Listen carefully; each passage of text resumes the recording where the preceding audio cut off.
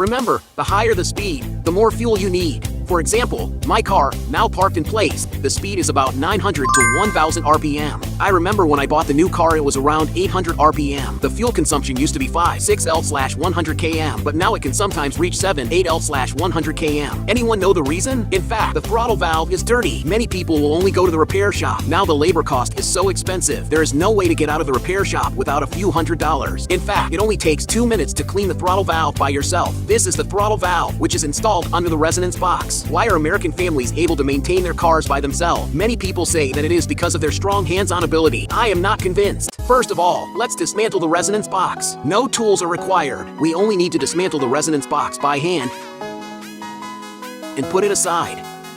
That's the throttle valve. Wow, look how dirty this is. If the throttle valve is too dirty, it will affect the air intake and fuel injection, so the fuel consumption will increase. Next, let's clean it. First, turn on the ignition, then hold down the accelerator pedal with a brick. After pressing down, the valve plate of the throttle valve opens automatically. Then spray this throttle cleaner on the rag. This cleaner can be purchased online for a few bucks. Then wipe the dirt around with a towel. Remove the brick. Finally, to install this back, it does not require any tools, and it is installed by pressing down with your hand.